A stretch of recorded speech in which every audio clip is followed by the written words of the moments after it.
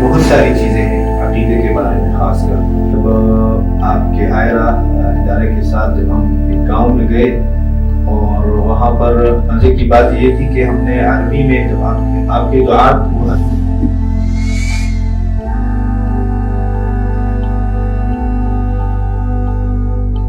السلام علیکم ورحمۃ اللہ وبرکاتہ۔ محترم خواتین و حضرات، میں ہوں آپ کا ہوسٹ عبدالعزیز اختر۔ یہ ہے دعویٰ لیگسیز، ہمارے ایک معزز مہمان خاص قاری نعیم الرحمن کے ساتھ۔ السلام علیکم ورحمۃ اللہ وبرکاتہ۔ وعلیکم السلام ورحمۃ اللہ وبرکاتہ۔ کیسے ہیں شیخ صاحب؟ الحمدللہ الحمدللہ۔ شیخ صاحب، اس سے پہلے کہ ہم سوالات شروع کریں، ہم بالکل آسان سے ایک سوال آپ سے شروع کریں گے انشاءاللہ۔ قاری کا لقب کو سائڈ پہ رکھ کر نعیم الرحمن 10-15 سال پہلے آپ کی کیا مصروفیات تھی، آپ کی کیا ہابیز تھی، آپ کے کیا انٹرسٹ تھے؟ الحمدللہ رب العالمین والصلاة والسلام علی اشرف الانبیاء والمرسلین، اما بعد۔ سب سے پہلے تو آپ کا شکریہ، آپ کے پورے ٹیم کا، آئرہ کا شکریہ جنہوں نے ہمیں بلایا اور بولنے کا موقع دیا۔ اور جب تک آپ کا سوال، تو میرا تعلق پاکستان کے صوبہ خیبر پختونخوا، ضلع صوابی، کوٹا گاؤں کا نام ہے، تحصیل ٹوپی، وہاں سے ہیں۔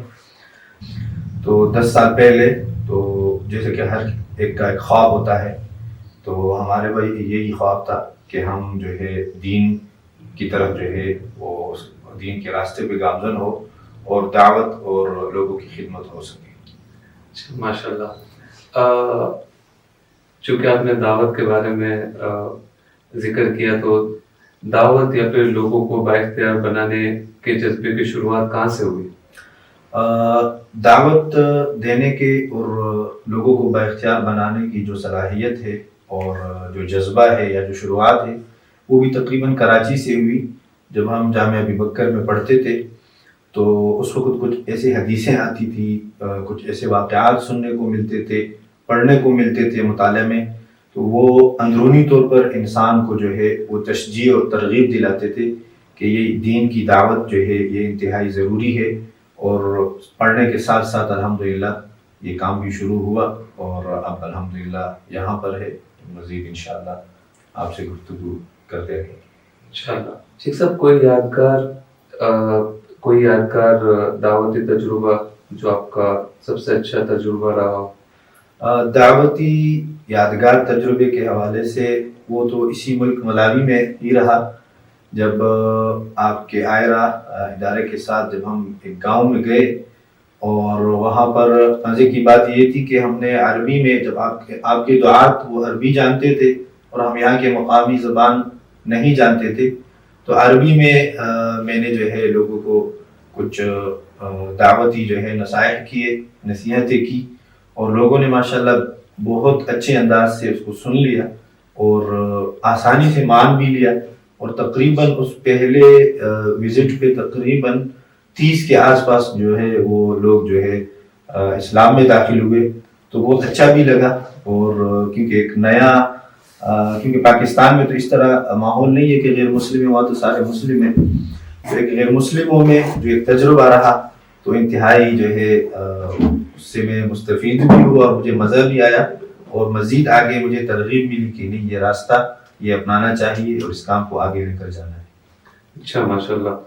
ہم نے آپ کے ساتھ سفر بھی کیا ہے اور دیکھا ہے جس طرح سے آپ نے جو ہے اپنا جو ہے اسلام کے بارے میں جو آپ نے دعوت دی ہے گاؤں وغیرہ میں، اور ماشاءاللہ چیچیوا نہ جاننے کے باوجود آپ نے جو ہے عربی میں جو ہے آپ نے اپنا سپیچ دیا، اور آگے جو ہے انہوں نے چیچیوا میں جو ٹرانسلیٹ کر کے آگے جو ہے میسج پہنچایا۔ تو ماشاءاللہ یہ آپ کے ساتھ جو میں نے سفر بھی کیا دعویٰ میں کافی اچھا رہا۔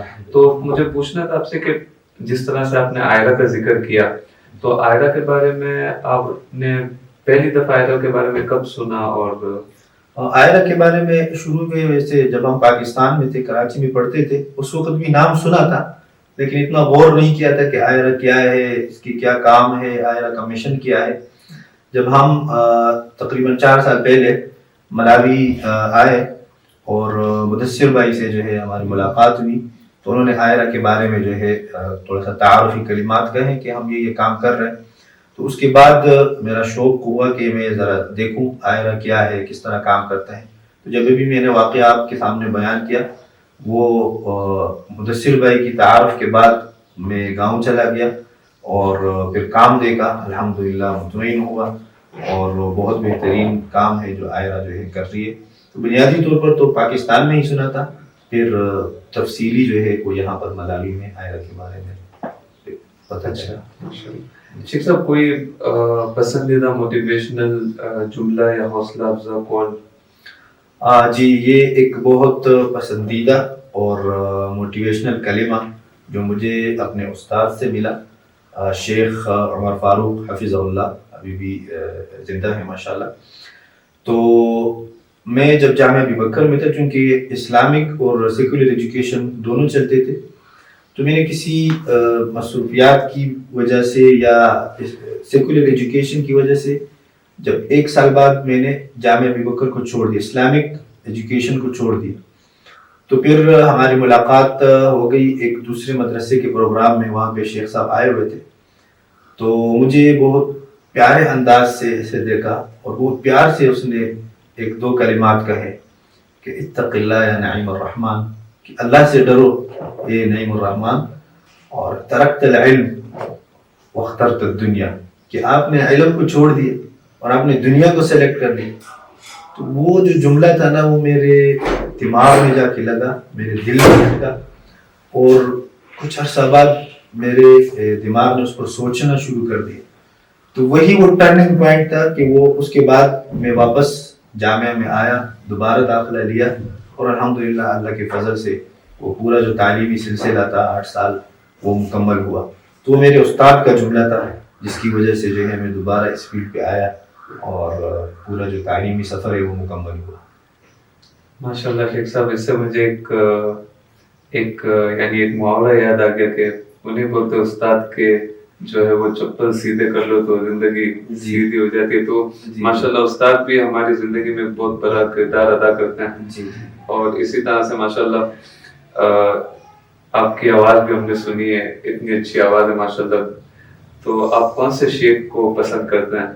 مجھے تو قرت جو ہے شیخ شریم کی بہت پسند ہے. جب میں چھوٹا تھا تو ان کی تلاوت اس وقت یہ ٹی وی وغیرہ تو ہمارے گھر پہ تو ابھی بھی نہیں ہے، پہلے بھی نہیں تھی. تو یہ ٹیپ ریکارڈ جو ہوتا ہے اس میں کیسٹ ٹائپ کے جو لگتے تھے، تو والد صاحب 2 کیسٹ لائے تھے، ایک شیخ سدیس اور دوسرا شیخ شریم.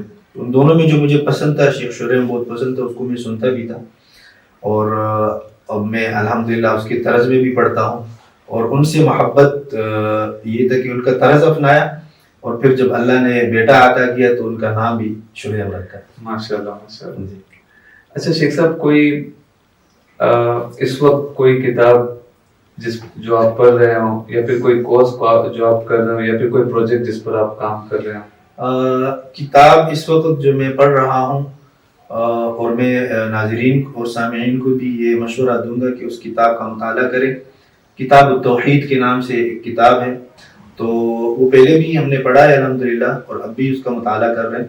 اور کچھ پروجیکٹس جو ہے تجوید کے حوالے سے، چونکہ ہمارا تعلق ایک پڑھنے پڑھانے کے ساتھ، تو تجوید پر الحمدللہ کام کر رہے ہیں، اور ایک کورس ڈیزائن کر رہے ہیں پاور پوائنٹ پہ.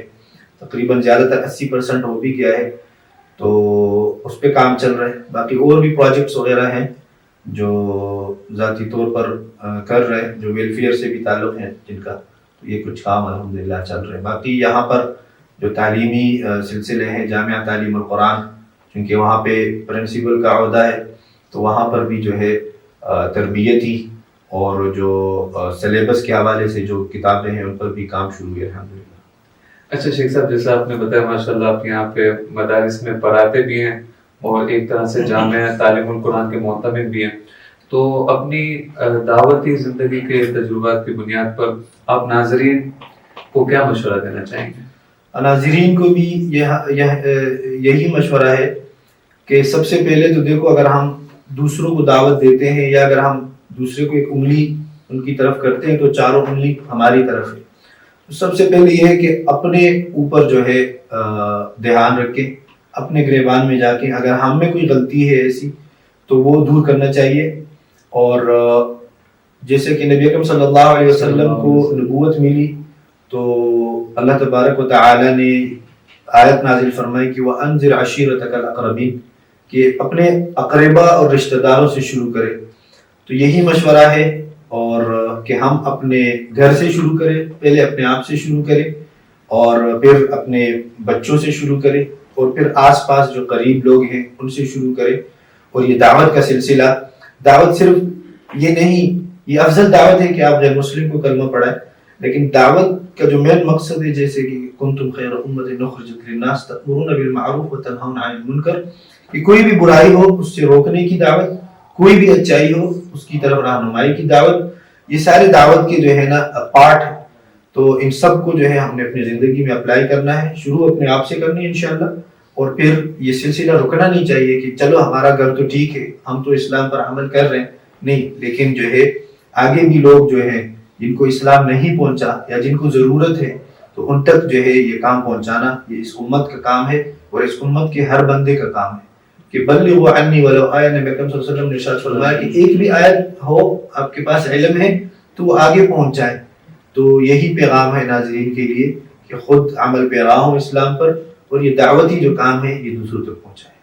شیخ صاحب اللہ آپ کو جزائے خیر, آپ نے قرآن و حدیث کی روشنی میں جو ہمیں مشورہ دیا ہے وہ اللہ مجھے بھی توفیق دے کہ میں اس پر عمل کروں اور ہم سب کو توفیق دے اس پر عمل کریں.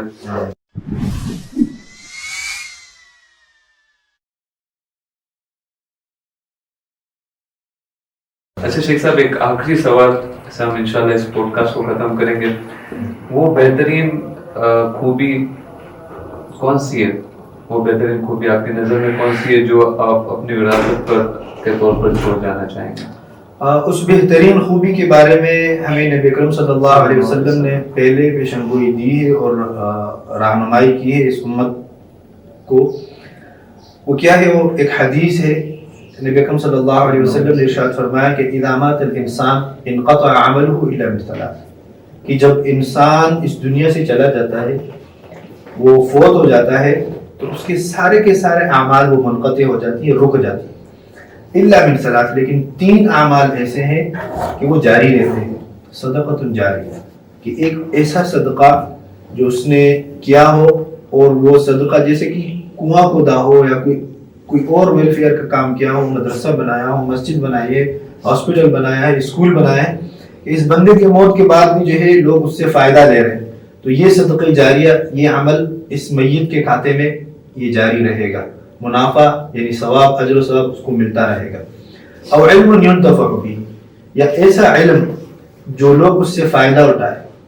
اور او ولد صالح يدعو له, ایک ایسا اولاد اس نے چھوڑا, نیک اولاد اس کی تربیت کی کہ وہ اس کی فوت ہونے کے بعد ان کے لیے دعائیں کرتے ہیں.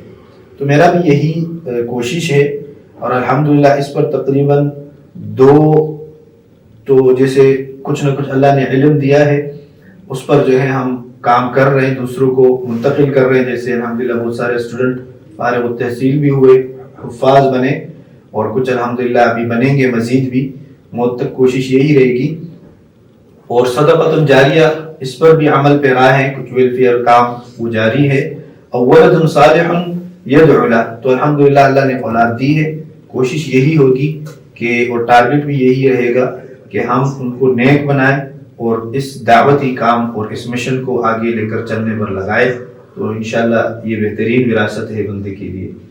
شیخ صاحب بہت بہت جزاک اللہ, اللہ آپ کو جزائے خیر دے اور ہمیں اس دعوت کے کام کو کرنے کی توفیق عطا فرمائے اور اس پر استقامت ثابت قدم رکھے. ایک بار پھر آپ سب کا شکریہ آئرہ کی ٹیم کا. اللہ تعالیٰ آپ سے دین کا کام لیتا رہے اور یہ کاروان قیامت تک جو ہے چلتا رہے. وعلیکم السلام ورحمۃ اللہ وبرکاتہ. میں تھا آپ کا ہوسٹ عبدالعزیز اختر اور یہ محترم خواتین و حضرات جزاکم اللہ خیر. یہ تھا دعویٰ لیگسیز, ہمارے ایک معزز دوست مہمان قاری نعیم الرحمان کے ساتھ. جزاکم اللہ خیر. السلام علیکم ورحمۃ اللہ وبرکاتہ.